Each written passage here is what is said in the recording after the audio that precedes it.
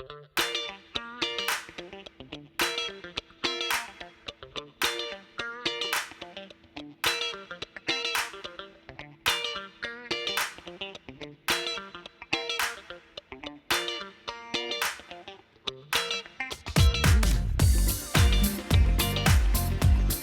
everyone. Welcome to Right Talk with Mike Lee. I'm looking forward to a great show today. Today I have I'm honored, humbled, and privileged to have two outstanding guests. On my right is Councilmember Orr Houston, and on my left is Matt Mackowiak, who's a Republican political consultant that I know. I've been looking forward to this show since December 19th, I believe, Councilmember Houston. And I'd like to talk about just a few things around Austin. It seems like right now that Austin is just about the center of the political universe. Austin sometimes thinks that. Well, I think it's what it was supposedly a sanctuary city, I believe that's going on. And we had there was some kind of gathering recently where a Trump supporter got beat up and all that kind of thing. No, that's unfortunate. And we're not a sanctuary city, but it's unfortunate that someone got beat up expressing their rights. As you know, on my show, I have an old saying I like to say, that what's good for the black community is good for the community, number one. Number two, the revolution will not be televised. Get over my get up. I guess today, number three, I saw something posted on Facebook where President Obama apparently has adopted my style of wearing the hat backwards with the sunglasses. Only had on flip-flops. I don't have flip-flops. I do not. And this is Matt Mackowiak on my left. Matt, what do you think about this stuff that's going on here? Well, I mean, I think what's interesting about the city of Austin is that it's obviously a pretty liberal city, but it's also the state capital of a very Republican and conservative state, right? And so it makes for a very interesting set of ideas that are being debated at all times.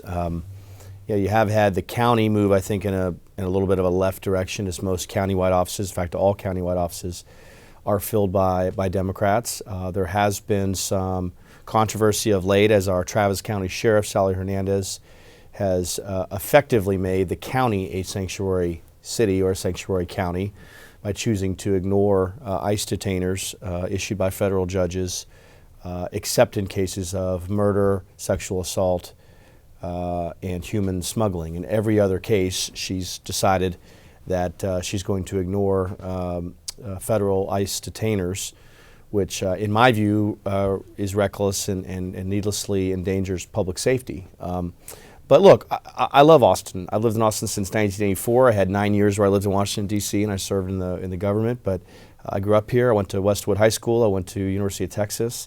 I'm going to be here for the rest of my life, raising a family. And so I love Austin. I care a lot about the future of Austin. And it's a great place to live. It's a very special place, but it's also a place that's dealing with explosive growth, and that creates challenges.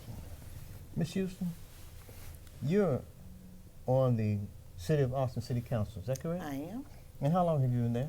This is my junior year. I was elected in 2014, and I started serving on January the 6th of 2015. You know, there's one thing I learned about you recently that I didn't know at the, you were honored at the Black Chamber of Commerce event was that last week? I didn't know that you were a Houston-Tillotson alum. Yeah, I am. I have lived in Austin for about 60 some odd years. That's a good thing. That's a good thing. Living is cool. Living is a good thing. Every morning I'm really thankful about that. I grew up on East 11th Street, right across from the Travis County Public Employees Credit Union. And my dad worked at Samuel Houston College. And then when it became Houston-Tillotson, he worked over there. So I went to Blackshaw Elementary School, which is a nationally recognized blue ribbon school. And then Keeling Junior High, and graduated from L.C. Anderson High School in 1961. Okay. What precipitated or prompted your foray into politics? I'm not a politician, and so you sound like Trump when you say that. Well, I'm not. I'm a public servant. I've always been a public servant. And when the opportunity came with the 10-1 system, people asked me if I was planning to to run, and the answer was no, because I had not talked to anybody in the public, the community, about running. And so at the time it was time to make a decision, I put my hat in the ring, and there were 9 of us in the general election, and then I had a runoff in December. And in that time, I got to know the other candidates who were running as well. And after I won, I contacted each one of those individuals and said, what can I do to cover your issues? Because I had 2 Republican candidates, one female, and an assortment of other people who have different issues that they were running on. And so I try to remember that the city council is nonpartisan, and I'm not either Democrat or I'm a Republican. I'm a person that's there to listen to the people and try to make a right path for us to go. And so that's what I've tried to do for these last couple of years. Matt, do you mind telling the audience exactly what kind of work do you do as a political consultant? Yeah, sure. So I lived, as I said before, in Washington, D.C. for 9 years after I graduated from the University of Texas. And I worked at the U.S. Department of Homeland Security doing communications. I then worked on the Bush-Cheney re-election campaign in 2004. Then worked at the White House doing presidential and vice presidential advance. Came out of that and served as a press secretary to 2 United States senators from 2005 to 2009, including 2 years for our senior senator from Texas, K. Bailey Hutchison. In 2009, I started my own consulting firm, Potomac Strategy Group. And so I really do kind of 3 things. I do very traditional Republican political consulting. I've worked in 16 states or something like that. I work at all levels, local, state, and federal. I do very traditional corporate consulting, corporate communications consulting, so corporate PR. And then I do a lot of analysis, political analysis on TV, on the radio. I have a podcast called Mac on Politics, M-A-C-K, on Politics, maconpolitics.com. I also write a column for the Washington Times and then a biweekly column for the Austin American Statesman. So that's what I do. I have a lot of freedom, a lot of flexibility. I've been running my own business for 7 years. It's been fun, it's challenging, but it's great. And when you came in, I introduced you to Councilmember Houston, and I don't think you guys had ever met before. And she expressed some surprise that you were as tall as you were. So you are indeed much more than a talking head. Is that correct? I am. I'm a real person. But yeah, no, it was great to meet her, and I appreciate very much what she just said about serving on the city council. You know, I do support Republicans, and I'm the number 2 official in the Travis County Republican Party, and so I'm very active within the Republican Party. But city government is not meant to be partisan, and I agree with what she said. A lot of the issues at the city level are not partisan. Sidewalks aren't partisan. Speed bumps aren't partisan. Highways aren't partisan. So a lot of these issues do require building consensus, and they do require looking at things not ideologically, but looking at things as a problem solver. And so I appreciate the spirit that she brings to this. This question is not on my script, but I'm just curious. What do each of you think that we can all do to try to bring this thing together in Austin, to have a cohesive community? Well, one of the things that I think has happened in Austin is that, and I can only speak for the people who look like me, who now live all over the city. So in District 1, about 29% of the people are Americans of African descent. That means 71% of them live someplace else. And we've become disengaged as a community because we're so geographically spread out. And so there is no monolithic black community in this city. And it's how do we get people engaged and feel like they can have an input into the conversation and people actually listen. And that means that you have to treat people with respect, and you have to be civil, and you have to come with an open mind about some of the issues that we face. And so I think if we could get to a point where we are not so polarized, and that continues to be more and more of an issue in Austin, then I think we could begin to have conversation. And there are groups around the city that are trying to do that. There are groups that are intentionally trying to have courageous conversations and difficult conversations about all kinds of issues, where you are in a safe space where you don't feel like you're being attacked if your idea is different from somebody else's. And I think we need more of that. What do you think, Matt? Yeah, I mean, I agree we need more engagement. We have a very highly educated community in Austin. It's a very mobile community. It's a very tech-savvy community. But it's also, I think, and I think Councilmember Houston would agree with this, it's also a community that doesn't really vote to the extent they should. And so engagement, I think, is important. Look, I mean, I think one of the things I've really learned in the last year is I've learned this through some work with the Austin Chamber, I'm a member of the Essential Class of Leadership Austin, so I've learned a little bit about the issues the city's facing and learned about how a lot of these things aren't ideological. One of the really unfortunate things about, I think, the direction the city's headed right now is that the city has not taken on affordability head on. And so because of that, it's exacerbated the transportation infrastructure challenges the city faces. Because housing's not affordable, people choose to live where? They choose to live in Buda and Kyle, because that's where they can afford to live, or in Leander, or in Pflugerville up north. And so what that does is it puts more cars on the road. They have to travel 20, 25, 30 miles to get to work. And so, for me, I think we need to move toward being a world-class city, toward being a city of the future. That means density, that means infrastructure, that means adding supply for housing. We can't continue to see Austin's average home price go in the same direction that it is in San Francisco. The median home price in San Francisco is $1 million. The median home price in Austin, I think, is something like $225,000 or $250,000.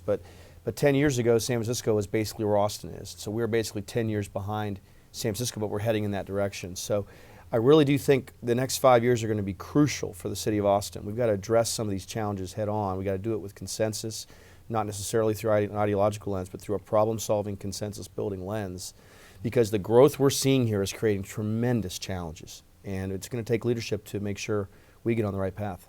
So let me speak just a minute about that, because that's it depends on where you're situated. That position is a good position, and I think some of the members of the council agree with that.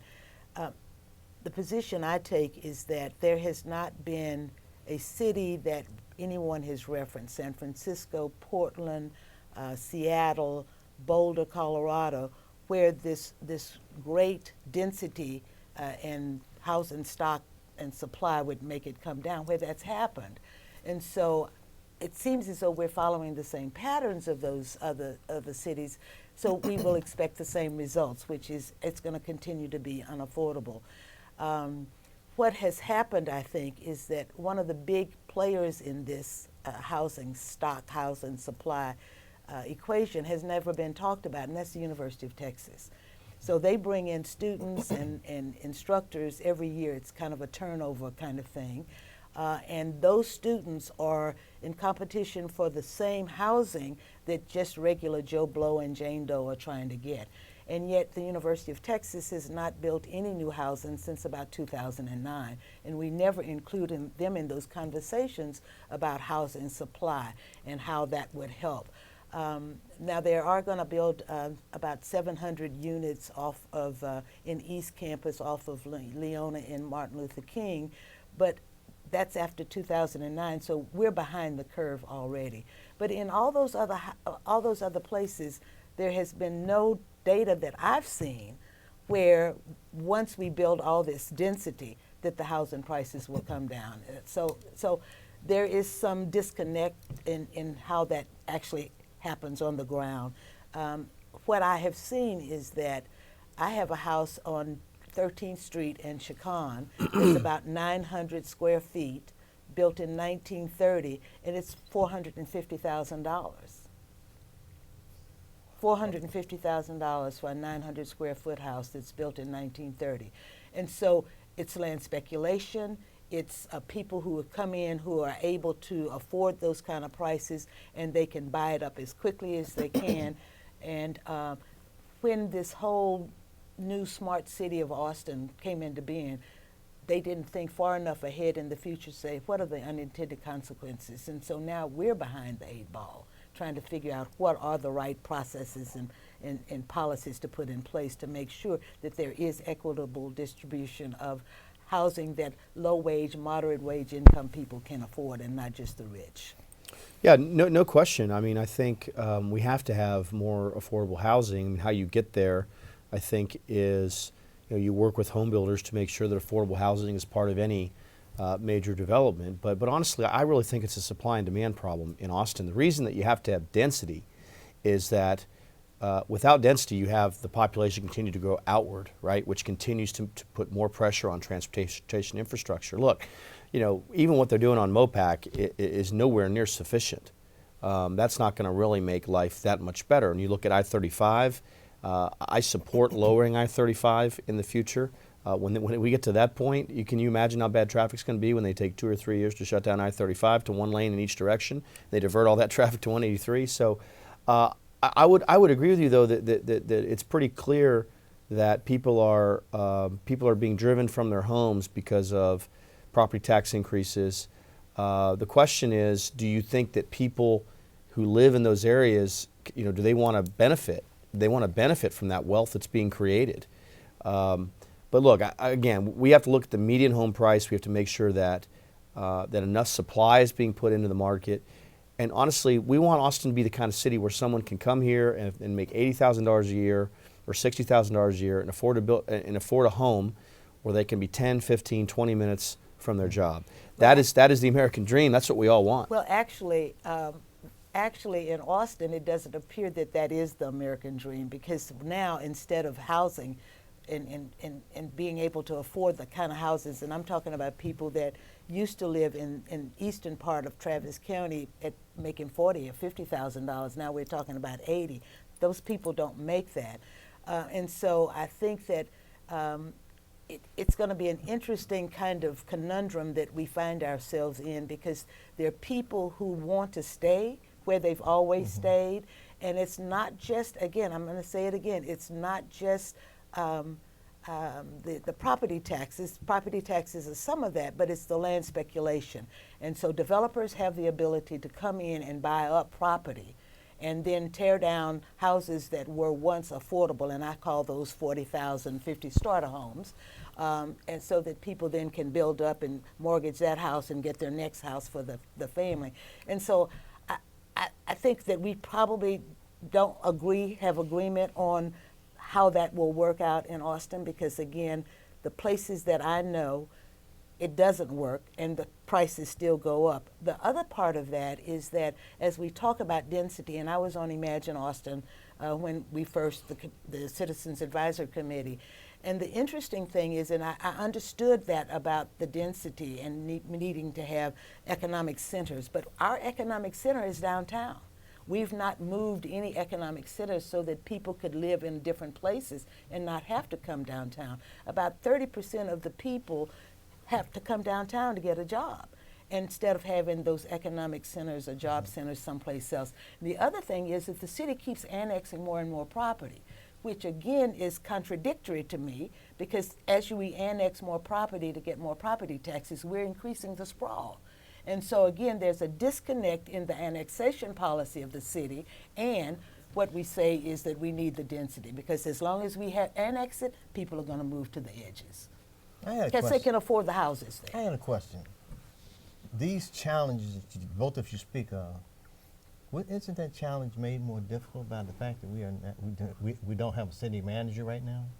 I think the challenges have been there for the last 8 years. I mean, this pattern of growth, density, started about 20 years ago. And we're just now seeing it come to a realization that it's on top of us and people are suffering. People who have been homeowners or being undersold. There's developers who buy property, 37 pieces of property on one of my neighborhood corridors. So they're in control of the neighborhood now instead of the people being in control. Most people are renters now rather than homeowners. So Austin is shifting in a way. People prefer to rent because they're not getting married as young, or they want to move around, and there are a lot of reasons why people prefer to rent, because sometimes the rent is more expensive than having a mortgage. And so there are a lot of things that make this a very complex conversation to have and try to think about what some outcomes are, because everybody has their side. Yeah, I mean, I think we have to remember that the city of Austin is, what, the 11th or 12th or 13th largest city in the country. When I was growing up, it was 30th or 35th. We had, I think, 300,000 people in the 80s when I was growing up. We've got basically 1 million people now, and we all know that more people are coming very rapidly.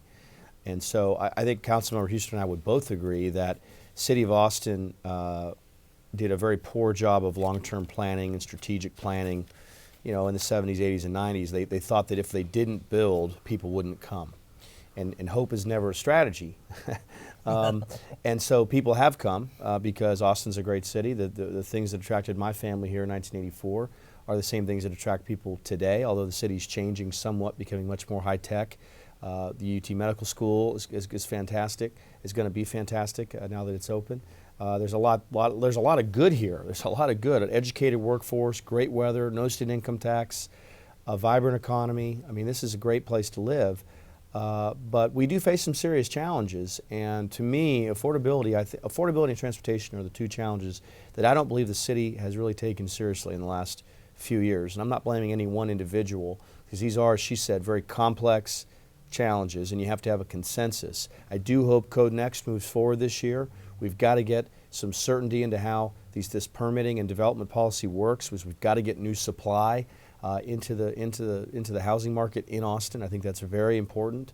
But we've got to get serious about transportation too. And I did somewhat reluctantly support Prop 1 because I thought it was important that we improve our corridors.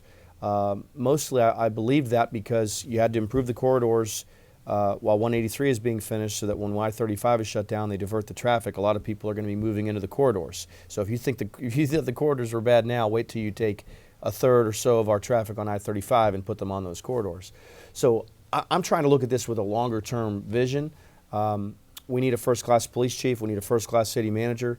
We have to stop pretending like Austin is a sleepy government town that it was in the 70s. It's not that. It's a world-class city, and we need to treat it that way.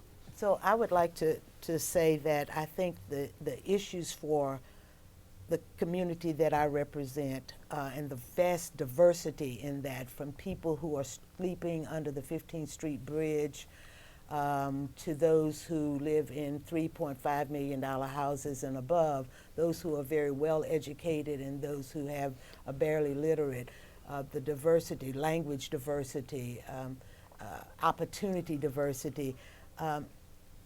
It's jobs. I need jobs, employment opportunities. Yes, it's good to have high tech and have medical, but the people who still live in parts of our community don't have those skill sets, and maybe don't want to have those skill sets. They may be interested in something else. I remember, and you are probably old enough to know when we used to have vocational tech in high school. Well, for some reason, those things were cut out, and so now people who were good at electricians or plumbers, welders, they don't have that opportunity anymore if they have to go and pay for it at some technical school. And so we did a disservice to a group of people who are now struggling, trying to make ends meet. And so for me, in the district that I represent, we need jobs. We need jobs that are not downtown. We need jobs that are out in the community, because we still have a lot of land available for jobs. And then we don't bring people into town. Then we can develop housing patterns around that. We can have transportation is a big deal. We need transit that people can use, that's fast, that's reliable. And as we sprawl, we need to have transit that goes out so that people don't bring their cars in. Right. There's a green line that is in Capital Metro's portfolio that I've been talking about for the last 2 years. The line is already there. How do we get that connection from Elgin, Hutto, Rockdale, Taylor? People could come in off of 130, park and ride, get on a rail, and come into downtown. There's conversation now about Missouri, Kansas, the MoCan route. And so we've got to stop just thinking only this or that. We've got to be broader in our conversation, in our thinking, because I need employment.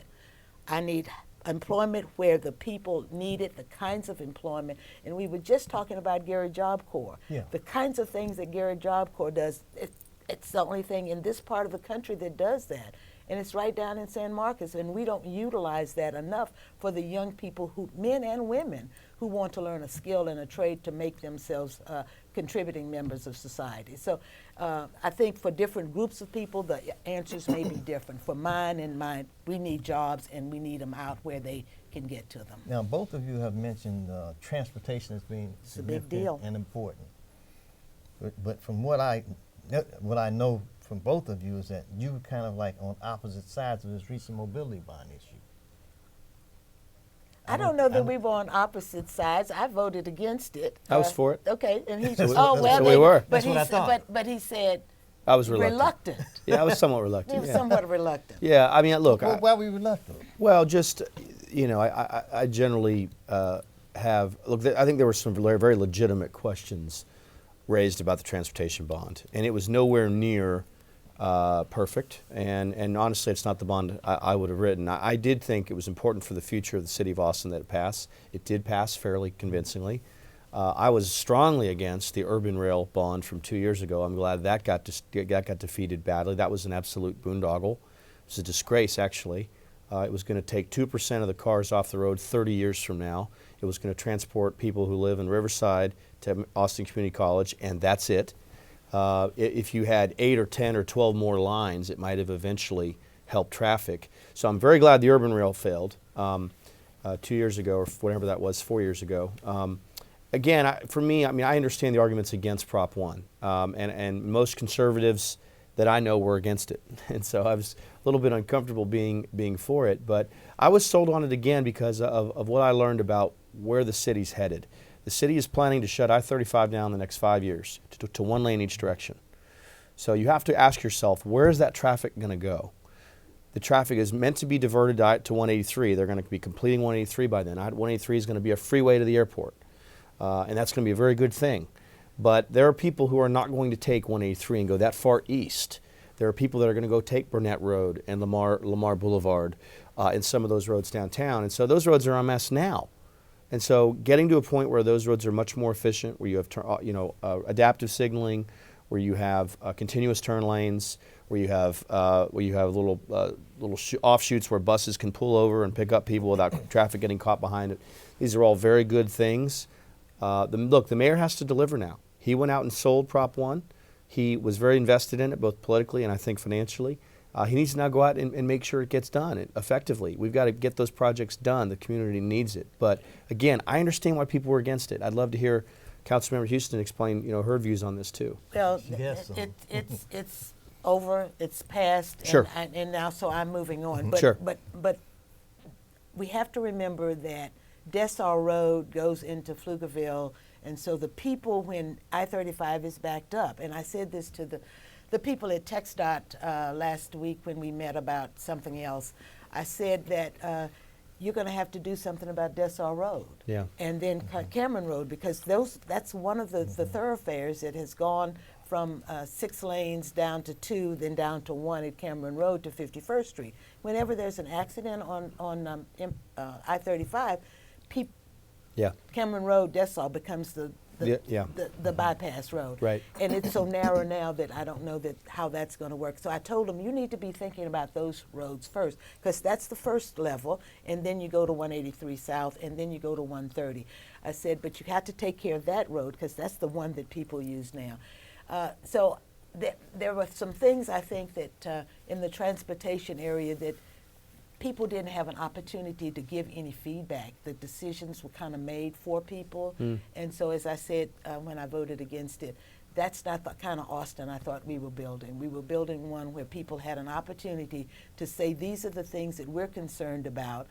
When you have an urban trail that costs $1 million a mile, $1 million for 1 mile of urban trail, that's the best use of our money? Right. Or is it to do something else? Right. To make congestion, reduce the congestion. So those are the kind of issues that people still are grappling with in the community, because they don't see how this plan will reduce congestion. It might make signaling faster. Some of the things are probably going to work. I'm really looking forward to the roundabout on 51st and I-35 to see if that does reduce the amount of congestion. So there's some things there, but that was not part of that. That's TxDOT proposal. So I'm looking forward to it, and I'm trying to make sure that I've got the sidewalks that I need, the connectivity that I need.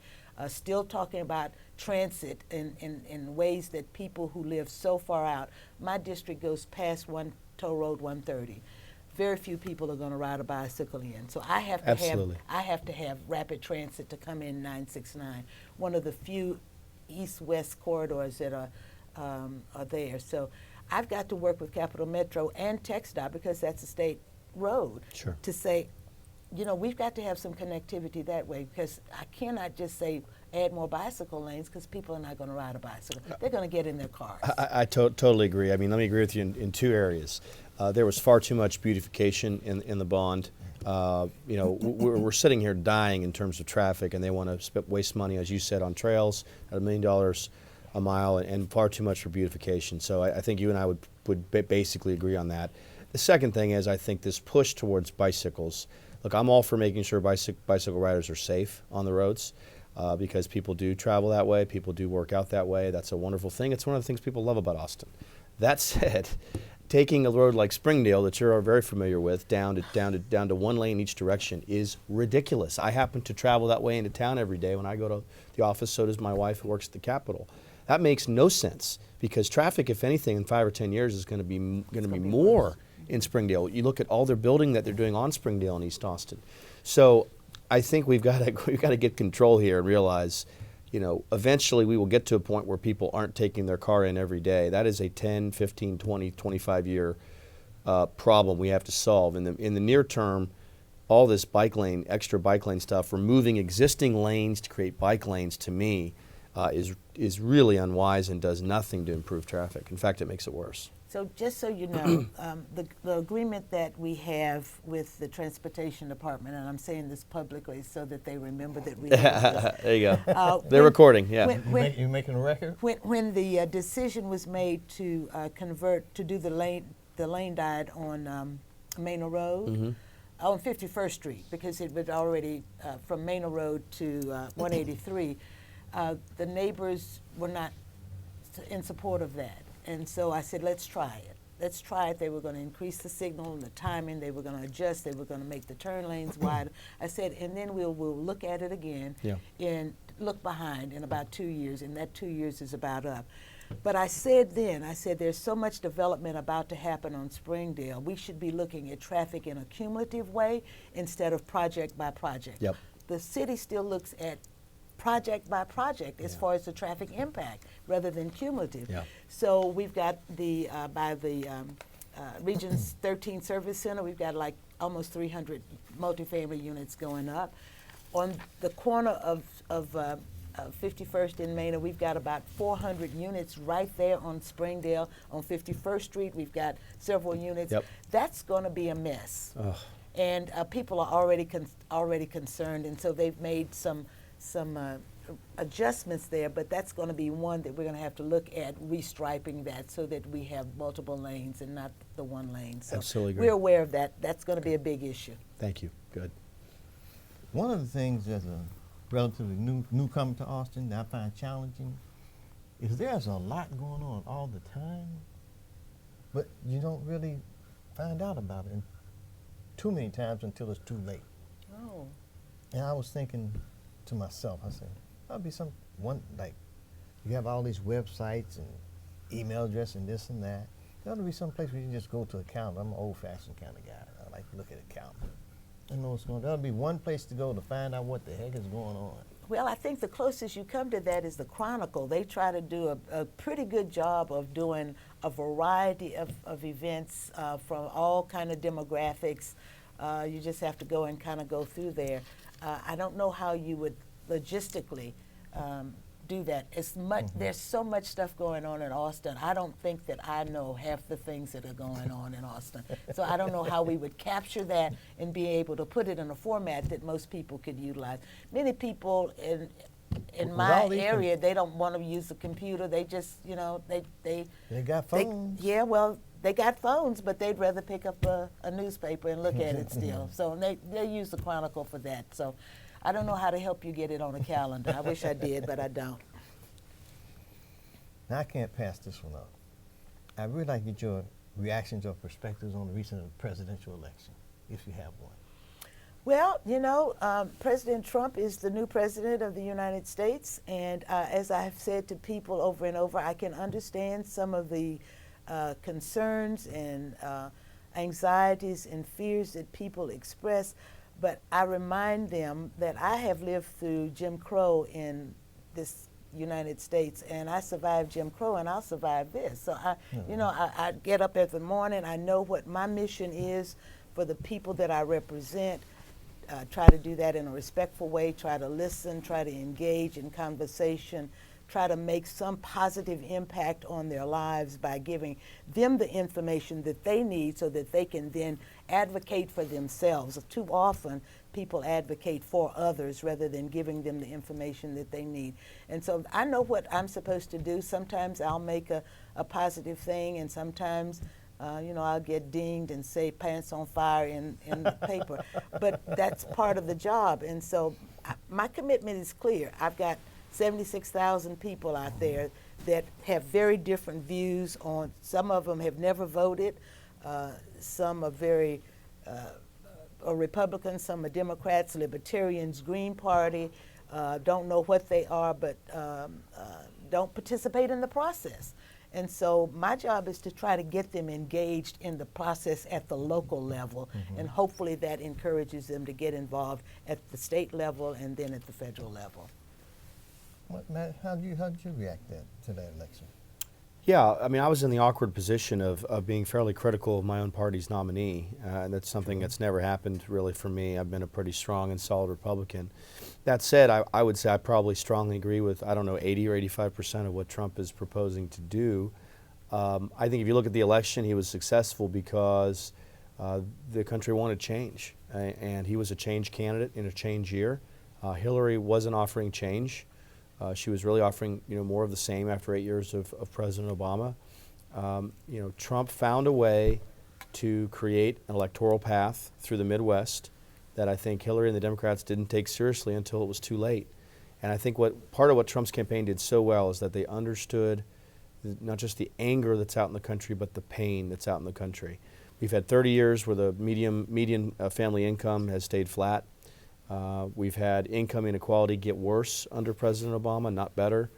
We've had manufacturing get hollowed out. We've had a lot of people who've been hurting economically who rightly or wrongly blame illegal immigrants for pushing down wages and taking jobs that they believe Americans would take. And generally they see everyone in Washington living well. And so there's a lot of anger out there. And I think Trump found a way to tap into that anger. Now he needs to rise above anger, because anger doesn't solve anything.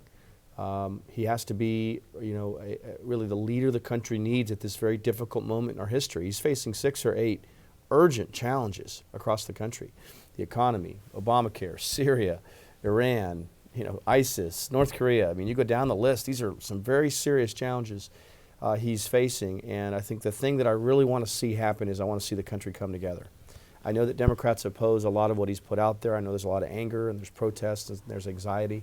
And I understand some of that for some people, but the country's got to come together here if we're going to solve some of these big challenges that we're facing. And so my hope is that he can find a way to bring the country together, because I think we really need that. Now, in my opinion, my perspective is this. I believe that what anyone says, Ms. Houston, Matt, or me, what we say may or may not be true. But what happens is the truth, because it happened. Now, I'm encouraged by the election of the president, and I'll tell you why. It's based on what happened here. When Trump had the rally here, there were a group of 20 African Americans gathered together for a CNN Town hall, yeah. speech-wise. Oh, yeah. And to me, it's like that is the kind of thing that needs to happen in the African American community, which is, there were Republicans there, Richard Franklin was there, and I have to give Richard kudos because I met Councilman Houston through him, and most of the good people I know here. But Richard Franklin was there, Kazike Prince was there, Mimi Styles was there. Different. I was probably in the minority being a registered Republican as I am. But we all came together and people gave their opinions, and we're still friends. And I think I that's... think we're still friends with Richard, I'm not sure. and I think that's the thing, is that we go into our silos of either political ideology or whatever those silos may be, and we never come to a place where we can have a facilitated conversation where everybody feels safe.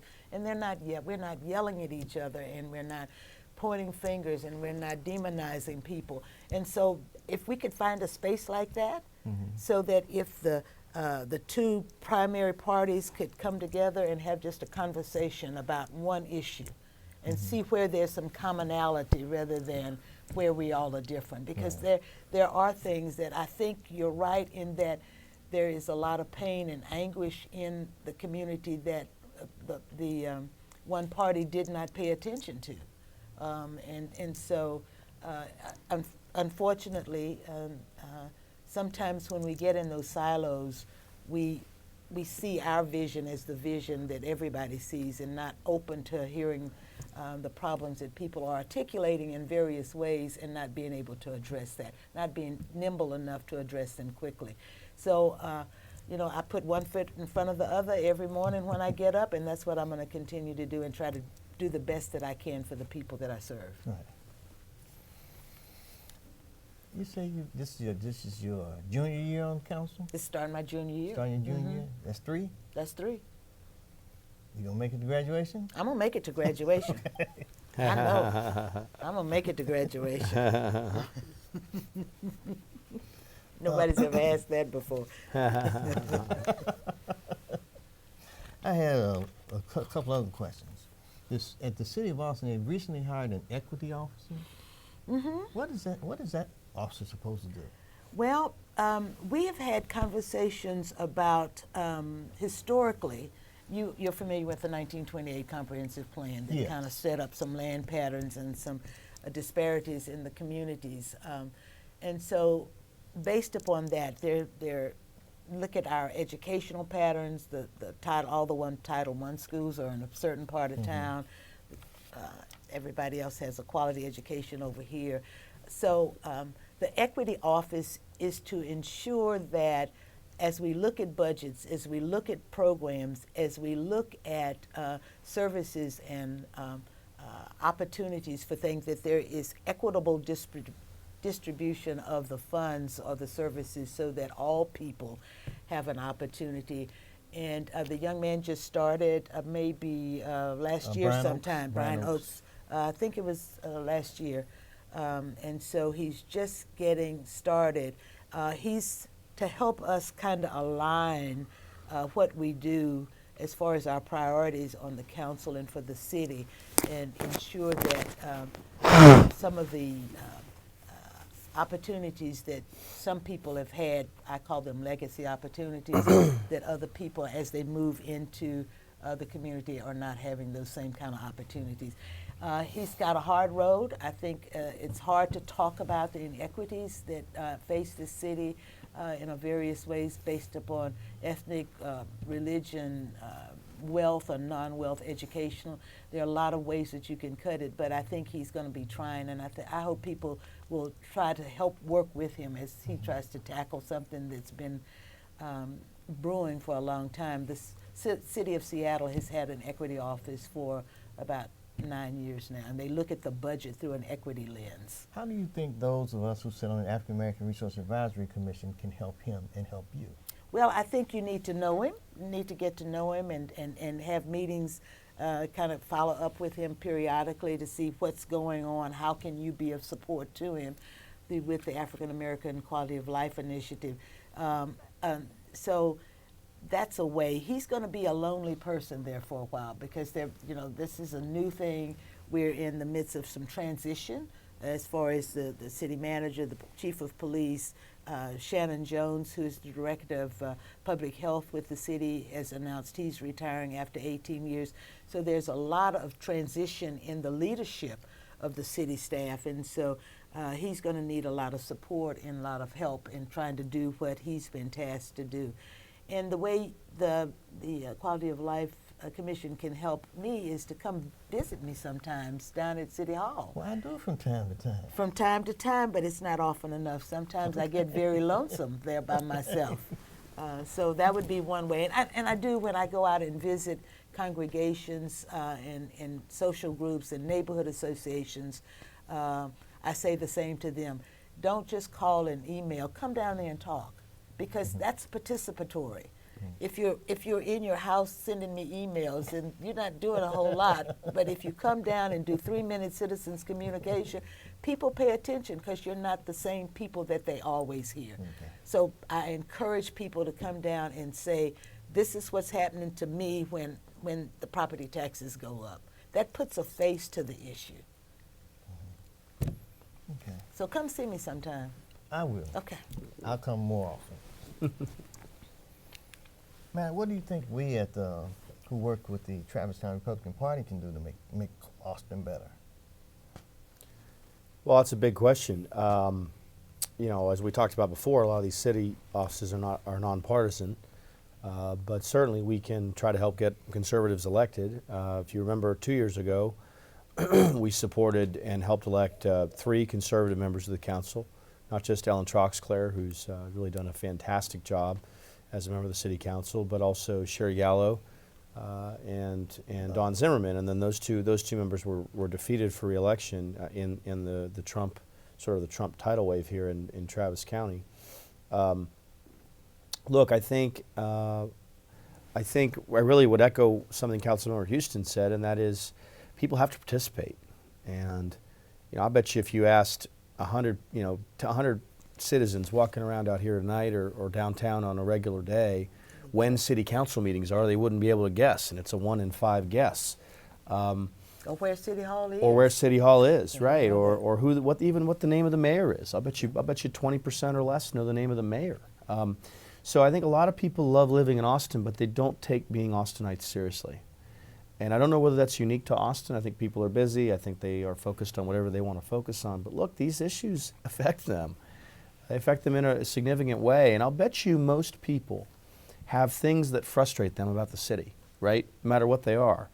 And so they don't mind being frustrated, and they don't mind complaining, but they do mind doing something about it in a lot of cases. And so I think part of the job that organizations like the Travis County Republican Party, but also organizations like the Travis County Democratic Party, part of the job we have is to help mobilize and engage those citizens, to educate them about issues, to educate them about council meeting, to educate them about resolutions that are being considered, about problems, about the bond, about races, about candidates. And we got to engage people. I just think it's really that it's that simple. And Councilmember Houston made a good point. When people don't participate, you hear from the same, 300 or 400 people at every council meeting. Those people are organized by groups that have certain agendas, right? The Austin Neighborhood Council, ANC, is one of the most powerful groups. It's very sort of anti-development. I think fair to say it's fairly left-leaning. Certainly is sort of a pro-neighborhood type group. But that group has enormous power in Austin. And part of the reason they have power is that the people that don't share those views don't show up, and they don't testify. They don't show up at council meetings. So I think we need more engagement. And people need, if people are mad about something at the city, no matter what it is, do something about it. It's better to send an email or a phone call than do nothing. But as Councilmember Houston said, it's better to go meet your council member, to show up at a council meeting. Those things will really make an impact. And I try not to label any groups or anything, but there are special interest groups that that run this city. Yeah. There are special interest groups, and it's not just one, there are multiple ones. And so it's very difficult to get anything passed when it's something that another group does not think is, something that they can support. And so many people were left out and have been left out of those groups that I keep saying to people, where is your representation from District 1 on these groups? Well, we don't have any. Well, how can I help you get some? It's just a matter of risking, making a human contact with somebody and say, this is our issue, are you interested in this? Yeah. But you can't make them think the way you think, you have to allow them to think the way they think. And so that's frustrating because it's obvious what interest groups they are and how they kind of control the direction that the city goes in. So again, all I say to people is that if you have an issue, come to City Hall, get engaged, participate in the process. Don't just be a spectator. Participate. This is a participatory sport. I'd like to throw out my little mantra right now that I always use on every show, which is right talk leads to right thinking, leads to right action, and hopefully you end up doing the right thing. It's about doing what's right. That's to true. me. That's true. Absolutely. And I think it's very important that we learn, no matter what we believe politically, to learn to talk to each other, not at each other. I just want to hopefully be a part of the process of trying to bridge the gap, if that exists, between people. And you've tried to do that in the past. You have tried to do that. I mean, when I first met you, you were trying to bridge that gap. Well, you do what you do. Yeah. But we Somebody need gotta more. try. We need more people who are willing to take that risk and be in those spaces where there is some contention about the poverty level. My poverty level in my district is not 3%. It's larger than that. It's in the double digits, but we don't talk about that. Yeah. And so it's how do we have those kind of conversations where we're prosperous on this hand, but over here we have people languishing. Now, one of the things that I really want to do that I haven't been very successful at is I really want to get the churches involved. Okay, good. I would appreciate any kind of help I could get in that regard. I've gone out and spoke with Brother McClendon at your church and the pastor in my church, but I want to get more involvement. That's just two people. So there are two St. Jameses. went to- Pastor McClendon is at I went St. to- James Baptist. I went to the big one That's St. James Baptist. where, that- where Mike Collier had the gun. Where Mike Cargill had the gun safety kind of program. I go to St. James Episcopal Church, which is the small St. James. Okay. So that's what we used to call each other. We were right down the street from each other. So the big St. James and the small St. James. And so you're welcome to come and talk to us. But I do that tour. I go to a different congregation of worship every Sunday to have that conversation if I'm allowed to talk. And sometimes they will let me say a few words, and I engage them. I said, there's a ministry of presence. You need to be present. Just send the deacons board, the pastors, come down and sit for a little while. And then people will say, what's going on? And we can say, they're participating in the process. They have a right to be here. They want to know what's going on. They want to be informed. They want to be educated voters so that when time comes to cast a vote, nobody's telling them how to vote. They're doing it on their own. That's what I'm trying to get people to do. Is there a timetable for the appointment of a new city manager and or police chief? We're gonna hopefully have a city manager in place first because the city manager hires the chief and we just Rubber stamp it? approve that. But there's going to be a lot of conversation about who those people are. And we just had a conversation with the 3 consultants at Human Resources provided to us last week, and I think there's an item on the agenda for Thursday. I've been here, so I haven't had a chance to go through it all the way through, but I'm pretty sure there's an agenda item for this Thursday on which consulting firm to consult with. So there was some issue about should it be a public servant or should it be somebody that had private experience, and so I think we're trying to figure out how to make that all work together. So Elaine Hart, who is our interim city manager, I think she's doing a great job. Several people have, the police monitor has also retired, and so we have an acting police monitor. It gives us an opportunity to see what kind of employees we have that are succession planners. You know, they can come up and fill those roles and do it admirably. But the first one is to get a city manager that is world-class, well-known, understands the ins and outs of city management and of the city of Austin and how that, how this growing, thriving techno center can be not only prosperous to some, but have some equity and prosperity to all people, so everybody has an opportunity to work. Education is a part of that. We've got to work with the school board to make sure that our kids are educated in a way that they have the confidence to go out and get a job. So this is going to be a big job, but we're going to tackle it, and I said in the beginning it would take us 18 months to get a new city manager. I've got about 3 minutes to go. Wow. Matt, I'd like to get an idea of where you think we should go from here. Well, obviously the effort to hire the city manager and the next chief of police is very important. There's not a lot, I think, that average citizens can do in that regard.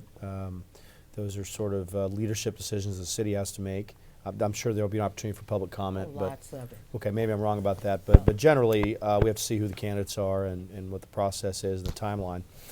You know, the thing that I'm watching this year is Code Next, and I think most people are probably not that aware of it. Code Next is something that the mayor is strongly supporting. It is a way to sort of streamline and make uniform our development policy, our permitting policy for residential construction and commercial construction in the city of Austin. We have an arcane, far too complicated, far too delayed system that makes it very hard to put housing and commercial stock in the market. And so I think Code Next is really important, and I think by the end of this year, the city of Austin is going to make a decision. We're either a world-class city or we're not. I truly think Code Next is that important. And I spent an entire day at the Austin Board of Realtors with Leadership Austin 2 months ago, and I would say probably 50 of our 60 members of my class opposed Code Next when they walked in. We heard presentations all day from experts, and by the end of it, I would say 50 or 55 of the 60 people there supported the idea of Code Next. Now, obviously, we got to see what the specifics are. There's got to be a debate. There's going to be a lot that happens there. But to me, I think that's crucial. We've got to get that piece right so we start to address the affordability challenge, and then we've got to get serious about transportation. That's going to be hugely expensive, hugely disruptive to average citizens. But the status quo is not sustainable. We're adding cars every single day with people moving here, and we're not doing anything anywhere near what we need to do to address the transportation challenges our city faces. Thank you, Matt. I want to thank my guests for appearing. Most of all, I'm really honored and humbled that both of you would come. And I hope that we have had a chance to give you our opinions and some information that would educate and enlighten you and make a contribution to making Austin a better place to live.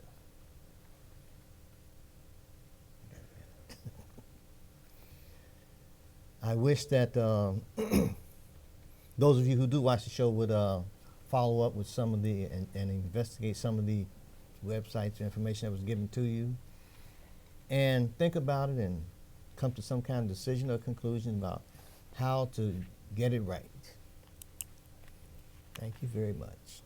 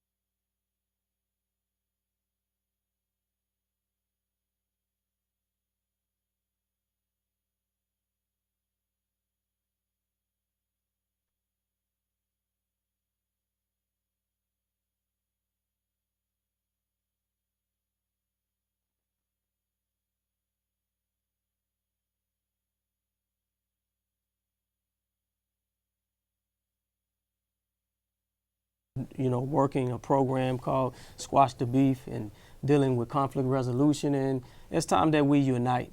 And I think this is the right time under the administration of Mr. Donald Trump where we say we got to get our act together and we got to unite as a community. Well, okay.